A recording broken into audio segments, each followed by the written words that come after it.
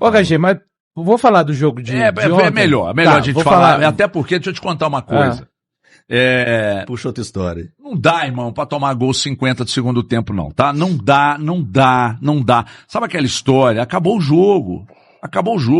Aí se eu pego uma bola, você é o zagueiro que tá me marcando. Você sabe que eu sou canhoto. Aí você vem me marcar pelo lado direito do meu campo de ataque, seu lado de defesa. Tá certo? Eu sou canhoto, tá certo? Eu pego a bola, aí você imagina que eu sou o guerreiro Netherland, tá certo? Que eu pego a bola, puxo para... Que eu pego a bola pela direita, mas eu sou canhoto, eu tô do lado direito, tá? Certo. Aí eu pego e puxo essa bola pra dentro. O que você acha que eu vou fazer? Chutar. Eu tô precisando empatar o jogo 50 do segundo tempo. O que você acha que eu vou fazer? Perna dominante. Eu vou bater pro gol, né? Sim. Você não acha que eu vou te cortar pro lado de fora de novo, tentar cruzar de perna direita, que é a minha cega, não é isso? Aí você vai marcar qual perna minha? A perna dominante. Ué, então me ajuda aí, ué. Mas é básico no futebol. É das escolinhas. Então, mesmo que não fosse a perna dominante, eu acho que você tem que marcar o meio, cara. Não, especificamente quando é a perna dominante. Libera o lado pro cara. Eu acho, assim, a perna dominante é... Enfim, Cruzeiro empatou contra o Goiás. Foi um jogo que o Cruzeiro teve oportunidades no plural, mas o Cruzeiro, para mim, nunca conseguiu controlar essa partida. O Goiás teve uma posse de bola, não que ele tenha feito o Otávio trabalhar, aliás, foi a grande surpresa, né? Vamos começar pelo gol. Para mim, foi uma surpresa gigantesca a escalação do Otávio, porque todos, ou quase todos, boa parte de torcida, imprensa, imaginávamos que a mudança no gol do Cruzeiro pudesse acontecer exatamente diante do Grêmio, depois do jogo da Católica. Ela não acontece, e aí vem um jogo, Copa do Brasil, fora de casa, no Serra Dourada, eu não imaginava, essa mudança pode acontecer agora, e acontece a mudança no gol do Cruzeiro, com o Otávio sendo escalado, o Cauã Moraes indo na vaga do Fagner, mais uma vez preservado, e o Gerson começando no banco de reservas, né? Nós batíamos nessa tecla de que o Gerson, muito desgastado, havia sido substituído contra o Grêmio aos 15 minutos, e ele ontem não colocou o pezinho no campo, né? Mas não foi porque o Arthur Jorge olha para o Goiás e fala assim, esse Goiás aí é possível vencer sem o Gerson. Como ele disse, né? Ele, Arthur Jorge, são N questões para que um jogador fique fora de uma partida como ficou o Gerson. O Cruzeiro começa, cria uma oportunidade boa com o Caio Jorge, que desperdiçou. Caio Jorge não fez um bom jogo, está à procura do seu melhor fisicamente ainda, tanto que ele, não só ele, mas ele e o Romero, mas o Romero é impressionante, né? Mesmo longe do seu melhor fisicamente, conseguiu entregar, foram substituídos aos 12 minutos. O Cruzeiro cria essa oportunidade, depois o Goiás faz um gol, numa boa defesa do Otávio, o Cauã Moraes, para mim, cochila no rebote dessa defesa do Otávio, e o Goiás acaba saindo à frente com o lateral esquerdo, o Nicolas, isso mesmo, valeu, Guilherme. E daí o Cruzeiro não demora muito a empatar, empata aos 17 com boa jogada do Arroio, numa retomada do Romero que serve a ele, e ele faz HG de perna direita, um chute bom para deslocar o Tadeu. Parecia que o Cruzeiro ia deslanchar no jogo, mas o jogo fica bola um pouco no pé do Goiás. O Cruzeiro concedeu muitos espaços dentro do seu próprio campo, não conseguiu tomar a bola no campo do Goiás, fazendo uma ressalva, né? O Serra Dourada estava um gramado extremamente desafiador para jogar, alto em alguns lugares, e em alguns lugares mais clarinhos, por conta da irrigação, formaram-se poças. Você sabe que ontem foi o último jogo antes da reforma. Vai estádio, acontecer, né? Uma grande reforma. E entre os grandes problemas do estádio é o gramado. O gramado é a situação mais importante, né, de um estádio de futebol. Bom, o Cruzeiro voltou, o Cauã Moraes não fez um bom primeiro tempo, o Matheus Pereira também muito apagado durante todo o jogo de ontem, talvez a questão da sequência, mas o Cruzeiro consegue com o Jonathan Jesus e falávamos lá na transmissão que o Goiás permitia que o Cruzeiro chegasse pelo meio. O jogo não estava um jogo de passes mais longos, daquela transição direta. Para mim, o jogo pedia um jogo mais aproximado dos atletas. O Gerson fez falta nesse sentido, que o Lucas Silva tem uma outra característica. O Gerson, ele faz o jogo curto e aproxima pelo meio. Jogo curto e aproxima pelo meio. E o Cruzeiro consegue chegar ao segundo gol com o Jonathan Jesus. Belíssima partida do Jonathan Jesus. Um gol de centroavante, né? Ele acaba marcando ali, e parecia que seria o gol da vitória, até que aos 50, o jogador do Goiás, o venezuelano, de nome Garcia. Esli Garcia, conseguiu um chute e para mim contou com uma marcação frouxa do Matheus Henrique, que mais uma vez para mim entrou e não ajudou o Cruzeiro. O Kaique Kenji ajudou, o Bruno Rodrigues ajudou, o Cauã Prats entrou e ajudou, e o Matheus Henrique, mais uma vez, frouxíssimo na marcação. É claro, alguém fala, mas o cara acertou um chute. O jogador bom, o jogador ruim, só acerta um chute quando ele não tem contestação suficiente na marcação para ter a possibilidade de realizar. Se realiza, é chute travado, é chute desviado. Então, o resultado de empate diante da vitória que se encaminhava para o Cruzeiro, para mim fica com gosto amargo, sim, e principalmente pensando na lacuna que o Cruzeiro teria ali para a volta do dia 12, né? O Cruzeiro tem compromissos bem complicados próximo a esse compromisso com o Goiás, poderia ter uma carga, um alívio, né, em escalação, que a gente está vendo o Arthur Jorge em meio a tudo administrando e tendo que conquistar resultados. Mas em termos de Copa, não é um resultado ruim você empatar fora de casa. O Cruzeiro precisa agora no dia 12 de maio vencer o Goiás pelo placar mínimo. Se esse empate tivesse sido construído de outra maneira, talvez não haveria tantas lamentações. Não. Né? O problema é que o Cruzeiro foi com um time com a base titular dentro da medida do possível. E, cara, no jogo da volta vai ter que ganhar o jogo, né? Então, isso torna a situação... Veja bem, o Cruzeiro é bem mais time que o Goiás, etc e tal, isso aí é indiscutível. Mas o Cruzeiro vai ser obrigado a ganhar o jogo de volta. Entendeu? Então, e aí vai ter que jogar também com força máxima, etc e tal. Então, se fosse um empate construído de uma outra maneira, não haveria lamentações. Mas o fato de ter tomado o gol ali aos 50 do segundo tempo, sinceramente, é uma ducha de água fria nas pretensões, inclusive do Arthur Jorge, que levou muito a sério, cara. Levou a sério. Primeiro jogo do Cruzeiro na Copa do Brasil, levou a sério pra caramba. Mas não foi suficiente para ganhar o jogo num vacilo ali no último lance. HG, sobre o Otávio, você estava de folga na segunda e na terça, eu trouxe a informação, e a informação, se não tivesse acontecido nenhum tipo de intercorrência, é claro que é muito natural durante os treinamentos, durante uma semana de goleiro, acontecer algum dedo torcido, dedo luxado, alguma coisa nesse sentido. Mas é informação. Se não tivesse acontecido nenhum tipo de intercorrência com o Otávio na semana do jogo contra o Grêmio, na preparação do jogo contra o Grêmio, ele já seria titular no jogo contra o Grêmio. Então, na segunda e na terça, né, Thiago? A gente falou sobre isso nos Donos da Bola. Isso ia acontecer já na partida diante da equipe do Grêmio. Não, e como é bom pro Cruzeiro ter um goleiro mais confiável. Tem uma bola no jogo de ontem... E você nota a confiança no olhar e no posicionamento dos caras. Exatamente. E tem uma bola no jogo de ontem, que é um lançamento pro jogador do Goiás, ainda no primeiro tempo, que ele sai lá na intermediária e desarma o cara, porque ele nem corta, ele desarma o cara. Na verdade é um recuo errado do Fabrício Bruno. E ele acaba desarmando o jogador. Então, assim, ter um goleiro minimamente seguro ajuda demais. E ajuda demais. Eu acho que a gente tem que enaltecer o fato do Otávio ter entrado no time titular ontem. Hoje, ele traz mais segurança para a equipe do que o Matheus Cunha. O lance do primeiro gol, eu não consigo responsabilizá-lo. Para mim, o Cauã Moraes vacila na marcação do rebote. Tá até mostrando na tela aí para quem tá no YouTube. Ali, para mim, era o Cauã Moraes que tinha que estar no Nicolas ali, que faz o gol. E é um vacilo do Cauã Moraes, na minha concepção. E o segundo gol, obviamente, não tem nem como responsabilizar o cara.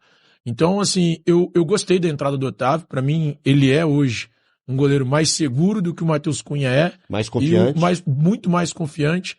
e eu acredito que isso vai fazer diferença para o Cruzeiro daqui até o período em que o Cruzeiro for contratar um novo goleiro. E pensando no time, cara, eu tô 100% com valor, assim. Eu acho que o Cruzeiro, ele não teve aquele ritmo que a gente viu, por exemplo, contra o Grêmio, mas para mim, muito em função do gramado, que estava muito alto, bastante molhado, que atrapalha bastante qualquer equipe que jogue como o Cruzeiro joga, que é papo 1, 2, 3 toques, muita velocidade, jogo muito vertical, para chegar ao gol adversário. E assim, o Matheus Henrique, cara, eu preciso dar uma palmatória em relação ao que o Valu falava e dizer, velho, que eu tô jogando a toalha. Ontem, mais uma vez, ele não fez uma boa partida. Eu não posso ficar no imaginário com a partida do jogo contra o Corinthians. O jogo contra o Corinthians é algo diferente do que a passagem dele pelo Cruzeiro. O jogo contra o Flamengo, que ele joga aberto pelo lado esquerdo, é também algo diferente do que a passagem dele pelo Cruzeiro. Então, eu não consigo mais confiar e acreditar que o Matheus Henrique, em algum momento, vá, sei lá, ter um start e mudar completamente o que é a passagem dele pelo Cruzeiro. Infelizmente, aquele cara que eu tenho certeza que ele tem potencial suficiente para entregar mais, ele já mostrou isso em alguns jogos, mas ainda é muito pouco para o que o Cruzeiro precisa. Ô, Tião, uma das grandes decepções, né, desse elenco formado pelo Cruzeiro aí nos últimos tempos. Para mim, ele é mais decepcionante do que o Wallace. Que o Wallace, né? É porque eu não sei se passa alguma coisa na cabeça dele, assim, que ele tinha cadeira cativa, sabe? E aí ele foi perdendo esse espaço e agora fica na famosa preguicinha, no famoso migué.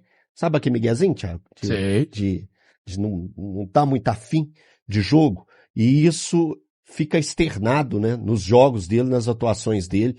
Ontem, esse último lance, cara, que você vê o movimento que ele faz de não quero chegar na bola, sabe assim, vou só cercar. Só dar uma cercadinha que vai dar certo. Cercar não é o suficiente. E não é o suficiente, não.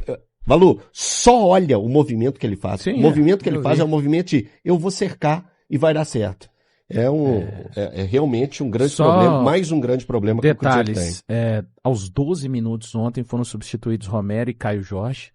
O Romero, para mim, enquanto esteve em campo, com certeza, se o Arthur pudesse, que ele permanecesse. O Caio Jorge não foi bem enquanto ficou. Para mim, perdeu um gol que ele, Caio Jorge, tem que ter condição de fazer, que foi antes, inclusive, do Cruzeiro sofrer o gol do Goiás. É que assim, eu não tenho essa questão de, quando o fulano joga mal, eu não tenho nenhum tipo de embargo para nenhum nome do Cruzeiro, nenhum.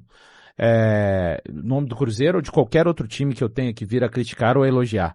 Então, Caio não foi bem enquanto esteve no campo, além da questão física que a gente sabe, técnica, achei que em alguns lances, muita firula, tentou ontem um gol do meio campo quando tinha outras possibilidades de jogar, ele e o Matheus Pereira, uma tabelinha dentro quase da pequena área, já no segundo tempo, então mais objetividade, principalmente nesse momento que ele tá fora de forma, porque ele é um cara bem importante, e aí Christian e Arroio, né? Ou seja, os dois meias ou pontas sendo substituídos aos 22. Quer dizer, aos 25, o Arthur já tinha feito quatro mudanças. Isso é um sinal claro, né?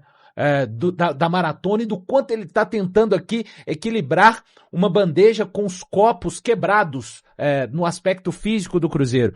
O Christian saiu pro Kenji, e aí tem outra questão importante, né? O Arthur, ele está de olho em quem entra no time titular e corresponde. Exemplos, Jonathan Jesus, Fagner, Lucas Silva, que vai ceder o seu lugar, fatalmente já cedeu para o Romero, agora titular, mas também, HG, para mim está muito atento à rotação de quem vai entrando numa sequência, lembrando que foi apenas o 7º jogo do Arthur, ele completa um mês de Cruzeiro hoje, e quem está conseguindo contribuir, vejam só as situações que mudaram, era o Wanderson entrar, a troca natural. Ontem o Ken já aparece pela primeira vez, não compromete, para mim entrou atento, entrou ligado, tentando fechar o canto, não comprometeu, e apareceu o Sinisterra, né, esse aparecendo a primeira vez com o Arthur Jorge, ele que não jogava desde 11/2, naquele jogo que o Cruzeiro empata com o Mirassol,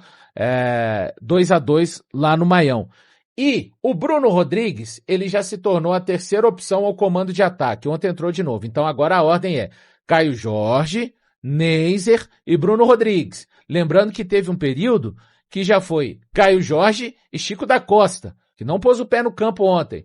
Outro que não pôs o pé no campo ontem novamente e que tinha ficado fora da relação anterior, William. Então eu acho que tem recados também.